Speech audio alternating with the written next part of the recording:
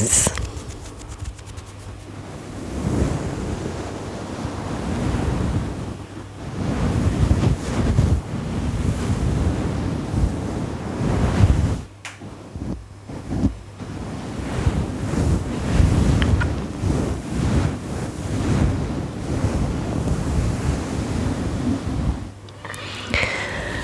Aujourd'hui, j'avais envie de te proposer une vidéo sur une affaire criminelle datant de l'année 20 du siècle, du 19e siècle. À l'approche d'Halloween, j'avais envie de sortir quelques vidéos sur des affaires criminelles et horreur pour faire un petit clin d'œil à la fête d'Halloween qui arrive. Alors, j'adore les affaires criminelles, mais le plus que j'aime, c'est les affaires du 19e siècle, 20e siècle, parce que en fait, eh bien, il n'y avait pas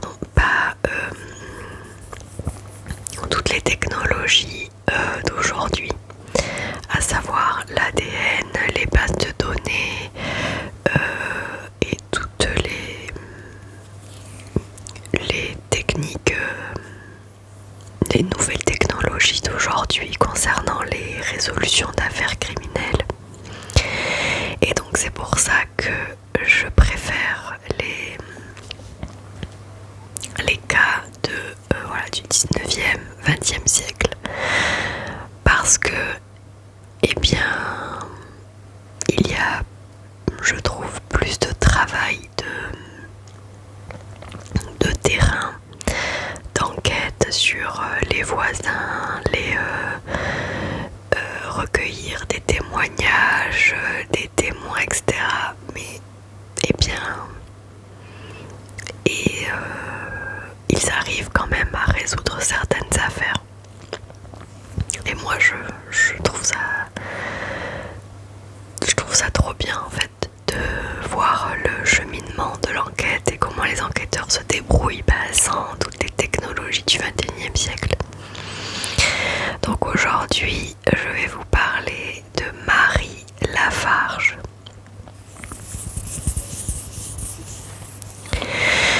Marie Fortunée Capel, connue sous son nom d'épouse Marie Lafarge, née à Paris le 15 janvier 1816, est morte à Ussat dans le département de l'Ariège le 7 septembre 1852, est une personnalité française soupçonnée puis reconnue coupable par la justice de l'époque d'avoir empoisonné son époux Charles Bouche Lafarge, dit Charles Lafarge, donnant ainsi naissance à l'affaire Lafarge, dont le procès fit l'objet de nombreux commentaires et qui sera à l'origine de nombreux ouvrages décrivant ou analysant l'affaire, ainsi qu'à des films au cinéma et à la télévision. Elle est condamnée en 1840 aux travaux forcés à perpétuité par la cour d'assises de Tulle et à l'exposition sur la place publique de cette ville, préfecture de la Corrèze. Certaines sources évoquées dès l'époque du procès font d'elle la supposée arrière-petite-fille de Philippe Égalité et de Félicité de Genlis.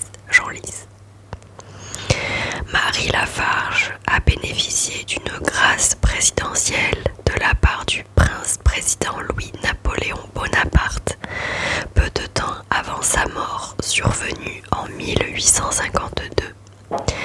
Sa tombe est située dans le cimetière d'Ornolac-Ussat-les-Bains. Le portrait. Marie Lafarge est décrite en ces termes dans un recueil publié très peu de temps après son procès. Madame Lafarge est d'une taille ordinaire, mais dessinée avec délicatesse et pleine de grâce. Sa figure, un peu taillée à la grecque, n'est pas d'une régularité parfaite, mais son front élevé, ses grands yeux noirs et sa physionomie pleine d'expression donnent à peine le temps de s'apercevoir de cette irrégularité et charment involontairement les yeux. Marie Fortunée Capelle est née au numéro 17 rue de Courcelles dans l'ancien 1er arrondissement de Paris, aujourd'hui le 8e, le 15 janvier 1816. Elle est la fille du baron Antoine Laurent Capelle, lieutenant-colonel au corps royal d'artillerie, et de Caroline Fortunée Collard, qui, devenue veuve, se remariera ensuite avec le député bonapartiste Eugène Louis de Cohorn. La petite Marie a une sœur prénommée Antonine et une demi-sœur utérine, Élisabeth de Cohorn. Sa grand-mère maternelle, Herminie Compton, serait née d'une liaison entre la comtesse Félicité de Genlis et le duc d'Orléans Philippe Égalité. Cette ascendance supposée aura une influence considérable lors de son procès qui a lieu durant la monarchie de Juillet et le règne de Louis-Philippe, fils légitime de Philippe Égalité. La presse, que le pouvoir avait muselée par les lois de septembre 1835, allait s'empresser de dénoncer cette bâtarde orléaniste devenue empoisonneuse, et cela aurait pu faire vaciller le trône. Cette filiation royale est notamment représentée par un aristocrate britannique, Charles Strickland Standish, Lord of the Manor, Lord of the Manor of Standish, gendre de Rose-Henriette Péronne de Cersei, la nièce de Félicité de Genlis. Charles Standish, de par son alliance, est un intime de la famille d'Orléans, et il est l'hôte de la famille de Marie Lafarge à Villers-Élon. Il décide de se rendre à la prison de Montpellier où est détenue Marie Lafarge, mais le préfet lui refuse le droit de visite. Marie Capelle est élevée au château familial de Villers-Élon, situé dans le département de l'Aisne. Elle y reçoit une excellente éducation. Alors qu'elle a 12 ans, son père, ancien colonel d'artillerie de la garde impériale et officier de la Légion d'honneur, meurt accidentellement à la chasse le 10 novembre 1828. Sa mère remariée meurt 7 ans plus tard. Selon l'écrivain et historien Marc Glotz, membre de la Société d'histoire du Sundgau, auteur d'un livre sur la noblesse alsacienne au XIXe siècle, Marie Capelle a vécu dans le sud de l'Alsace une grande partie de son enfance au sein de la famille de son beau-père, baron de Cohorn. C-O-E-H-O-R-N. Et elle a côtoyé le milieu de la noblesse alsacienne entre 1827 et 1835. Entre ses 18 et 19 ans, Marie est adoptée par sa tante maternelle, Louise Madeleine Félicie Collard, épouse du baron Paul Garat, qui l'inscrit dans une école pour jeunes filles de la haute société. Recherchant l'amour romantique, elle décline toutes les propositions de mariage. Elle avait pourtant envisagé de se fiancer avec le comte Charles Charpentier, fils du général Henri-François-Marie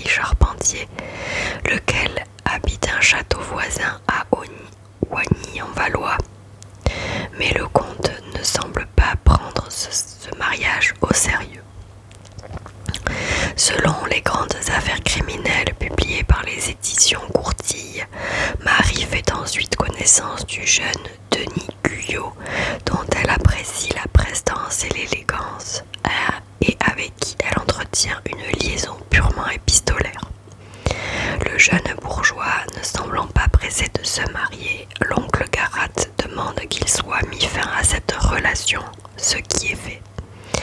Lorsqu'il apprendra l'arrestation et la condamnation de la jeune femme, Denis Guyot mettra fin à ses jours. À 23 ans, par l'entremise de son oncle le baron Garat, le gouverneur de la Banque de France qui a contacté une agence matrimoniale, Marie Fortuné Capel fait la connaissance d'un entrepreneur originaire de Corrèze en voyage d'affaires à Paris, Charles Pouche Lafarge, dit Charles Lafarge, de 5 ans son aîné. Maître de forge au Glandier dans la commune de Pessac, il est également le maire de cette commune. Lors de l'entrevue, Charles et Marie font état de leurs garanties et de leurs bonnes mœurs, puis, non sans précipitation, le mariage est célébré le 11 août 1839 en l'église Notre-Dame des Victoires. Croulant sous les difficultés financières, Charles Lafarge sait qu'en l'épousant, il recevra une dot de 80 000 francs or qui lui permettra d'éviter la faillite. Souvent présenté comme un brave homme, mais un peu bourru, il est selon d'autres échos un personnage vil et corrompu, rongé par la violence, par ailleurs sujet à des crises d'épilepsie. Emma Pontier, cousine germaine de Charles Pouche Lafarge, rapporte que la situation financière de ce dernier était connue de tout le pays. Il devait essayer un nouvel emprunt, trouver un mariage d'argent ou à faire ou ne plus revenir. Le lendemain de la cérémonie de mariage, les jeunes époux quittent Paris pour rejoindre le département de la Corrèze et arrivent à Pessac le 15 août 1839. Pour Marie Lafarge, c'est la déception. Lorsqu'elle contemple sa nouvelle demeure et ses environs, elle constate un changement radical avec son mode de vie au château de Busani à Osny. En fait, son mari lui avait laissé croire qu'il était le propriétaire du château de Pompadour à Arnac-Pompadour, et elle découvre que sa nouvelle demeure du Glandier est une vieille masure délabrée, infestée de rats, et que certains paysans des alentours déclarent hantée. Le Glandier est une ancienne chartreuse fondée en 1219 à la suite d'une donation d'Archambault VI de Comborne pour le salut de son âme et de celle de ses ancêtres, peut-être en expiation d'un crime.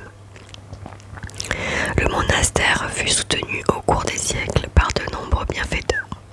Confisqué et saccagé lors de la Révolution, la propriété est acquise en 1817 par la famille Lafarge, qui en 1834 installe une forge industrielle en aval de la petite rivière qui la borde. Quelque temps après le procès, en 1860, les Chartreux rachèteront la propriété à la famille Lafarge et rebâtiront le monastère.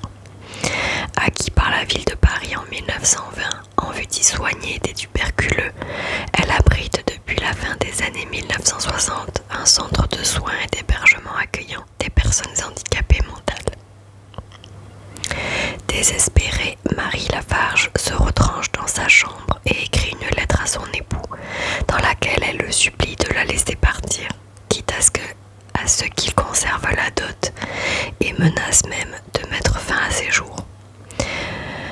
Devant le refus de Charles Lafarge, elle fait dans un premier temps, contre mauvaise fortune bon cœur, et prend la maison en main, tandis que Lafarge cherche par tous les moyens à se procurer de l'argent. Revenue à de meilleurs sentiments envers son mari, elle lui adresse même des lettres d'amour enflammées. Ce dernier, touché par ce geste, ou calculateur, fait un testament en sa faveur, lui léguant tous ses biens. Marie fait acte de réciprocité, sans se douter que son mari a refait dans la foulée un testament en faveur de sa mère et de sa sœur. En novembre 1839, Charles part de nouveau pour Paris en voyage d'affaires afin de tenter de régler ses problèmes financiers en déposant un brevet d'invention d'un procédé qu'il a mis au point et qui permet de diminuer les frais de chauffage dans la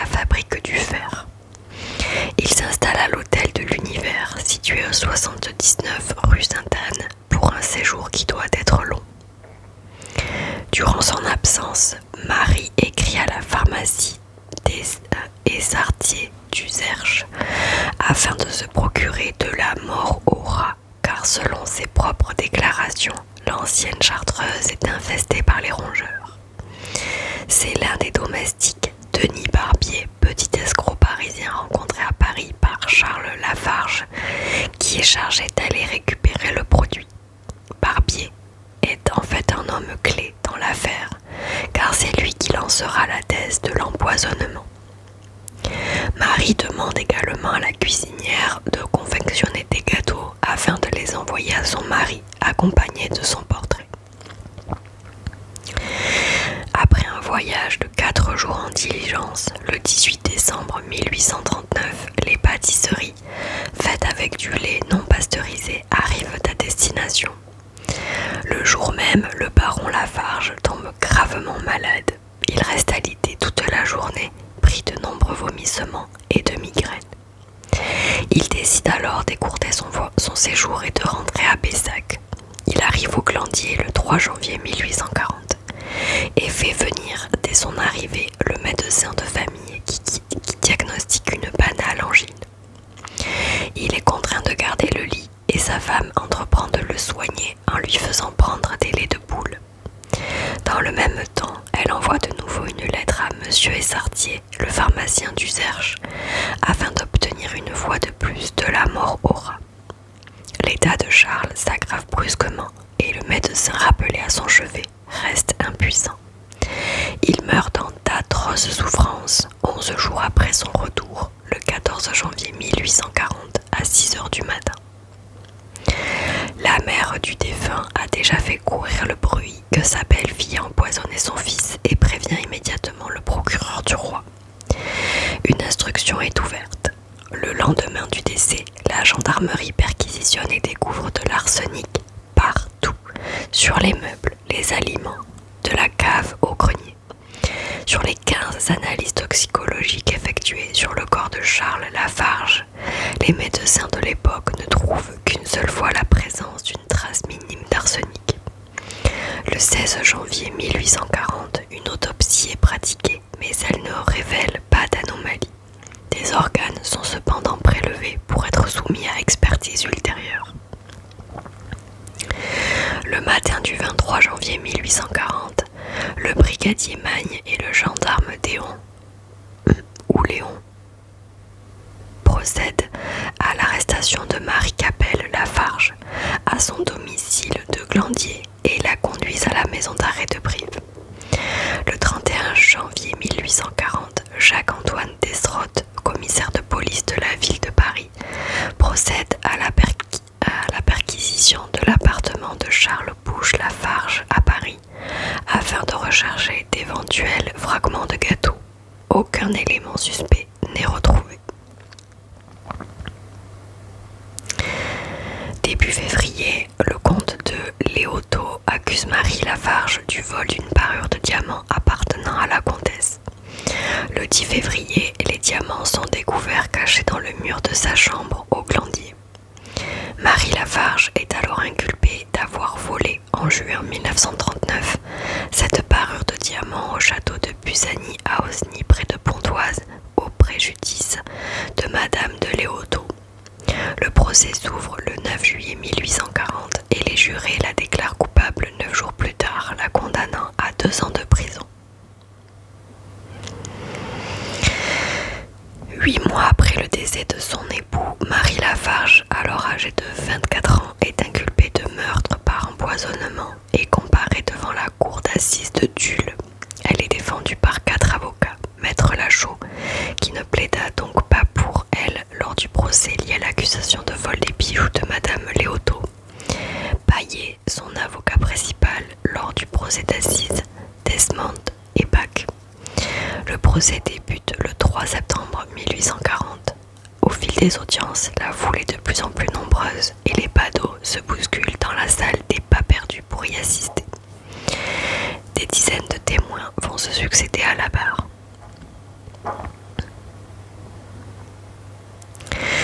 Tant mieux pour s'apparenter si elle est innocente du crime, mais j'avoue que vu la discussion des premiers et seconds experts, ces énormes achats d'arsenic et surtout cette transition si subite d'une horrible répugnance à des temps tendresse excessive pour son mari, elle me restera toujours assez suspecte pour désirer une autre garde malade si j'avais des tisanes à faire. Une chose qui me choque tout particulièrement de sa part, ce sont ses rires inextinguibles pendant la déposition empathique et à la vérité ridicule d'un des témoins à charge. Plus une personne sous le coup d'une pareille accusation serait innocente, plus elle devrait souffrir. Tout en conservant le calme d'une bonne conscience, elle devrait être occupée à d'autres idées que de se livrer à de pareils éclats d'hilarité. Il n'a été question hier soir au salon que de Madame Lafarge. On est ici, comme partout, fort divisé d'opinion sur son compte. Ceux qui la croient innocente disent que le mari n'est pas mort empoisonné, mais de l'usage des mouches cantharides qu'il prenait pour être un vaillant mari, et que c'est à celle-ci qu'il faut attribuer le prompt changement des dispositions de sa femme. Ceux qui persistent à la croire coupable disent qu'il faut plutôt croire les premiers experts qui ont opéré sur les matières fraîches que ceux qui ont analysé des matières incomplètes, décomposées. Ils s'appuient sur les mauvaises tendances hier avérées de l'accusé sur ses lettres, ses habitudes de mensonge et de comédie, sa mauvaise réputation dès sa première jeunesse, la hâte que sa famille avait de la marier pour s'en défaire, au point d'avoir recours à un bureau matrimonial. Elle est petite fille d'une Madame Collard Hermine, élève de Madame de Genlis, et assez généralement supposée être sa fille et celle de Monsieur le duc d'Orléans, père du roi des Français actuel. C'est à cette filiation qu'on attribue l'intérêt très vif qu'on prend aux Tuileries pour Madame Lafarge. Dans son affaire des diamants, on la juge selon le monde et l'opinion auquel on appartient. Tout ce bord-là la croit coupable. Toute la démocratie est charmée de trouver en une femme du beau monde. Tiens la fable inventée par Madame Lafarge contre Madame Léoto pour véritable. Être une belle mère machiavélique, voulant à tout prix préserver le patrimoine de la famille, et un avocat général borné, sans oublier une autre accusation de vol en marge de cette affaire, l'étau semble se resserrer progressivement sur Marie Lafarge. Après les analyses effectuées par des chimistes de Tulle et de Limoges qui n'ont décelé aucune trace d'arsenic, le ministère public demande une nouvelle autopsie du corps de Charles Lafarge. Mathieu Orfila, doyen de la faculté de médecine de Paris, inventeur de la toxicologie médico-légale et l'un des auteurs du manuel de l'appareil de marche qui détecte les traces d'arsenic, prince officiel de la science et royaliste convaincu proche du pouvoir orléaniste, est dépêché à Paris. À la surprise générale, il relève par des manipulations considérées aujourd'hui comme douteuses une quantité minime d'arsenic dans le corps du défunt. Sitôt après avoir effectué sa déposition, il repart pour Paris en emportant dans ses bagages les réactifs utilisés pour la contre-expertise. La présence de l'arsenic dans le corps de Lafarge constitue donc le fil rouge du procès. Maître Théodore Bach l'a bien compris et tente le tout pour le tout. Il demande à Raspail, brillant chimiste de Paris, de mettre sa science au service de la défense. Raspail met 36 heures pour arriver à Tulle, mais à son arrivée, cela fait déjà 4 heures que le jury s'est prononcé. Il est trop tard pour démontrer une présence dite naturelle de l'arsenic dans tous les corps humains. Les os humains contiennent en effet de l'arsenic. Durant le procès, la piste de l'intoxication alimentaire n'a pas été abordée. Charles Lafarge s'est senti mal après l'absorption de choux à la crème envoyée par son épouse, d'où l'accusation d'empoisonnement. Mais il a pu tout aussi bien mourir à cause des gâteaux, faits de crème et de beurre, non pasteurisés, qui avaient voyagé 3 jours. La plaidoirie de Maître Paillet dure 7 heures. Le verdict tombe bataille entre experts et contre-experts, et sans d'ailleurs que l'auditoire ait été convaincu par l'accusation. Le 19 septembre 1840, Marie Lafarge est condamnée aux travaux forcés à perpétuité et à une peine d'exposition d'1 heure sur la place publique de Tulle. Détention et mort. Marie Lafarge est envoyée au bagne de Toulon. La rapide dégradation de son état de santé conduira Louis-Philippe à commuer sa peine en détention criminelle à perpétuité.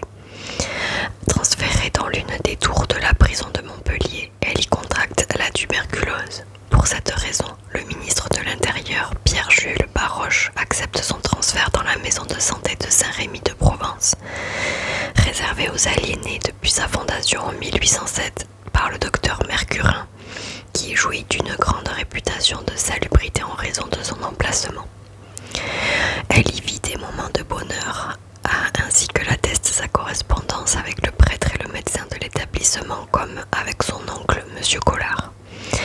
Le prince-président Louis-Napoléon Bonaparte la gracie par décret et elle est libérée en juin 1852. Elle meurt le 7 septembre de la même année à Ussat-les-Bains, petite commune thermale située dans le département de l'Ariège, où elle s'est retirée. Madame Lafarge est inhumée dans le cimetière d'Ornolac-Ussat-les-Bains. Durant toute la durée de son emprisonnement, elle écrit un journal intime publié sous le titre « Heures de prison » où Alexandre Dumas voit les battements du cœur de la prisonnière pendant ces 9 années.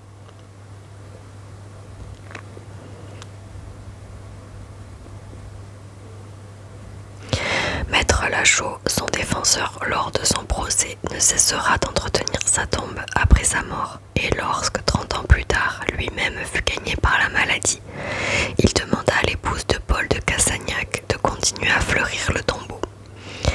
Les cœurs qui croient à l'innocence de Marie Capelle deviennent de plus en plus rares. Puisque vous êtes un de ceux-là, promettez-moi d'entretenir sa tombe quand je serai mort. Cette pensée me fera du bien.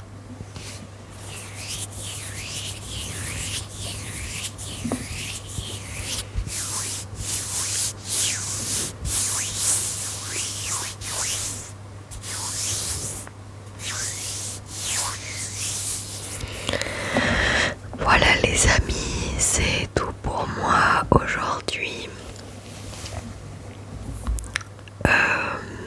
J'espère que cette histoire d'empoisonnement vous a plu. Moi je ne connaissais pas cette affaire jusqu'à que je la lise.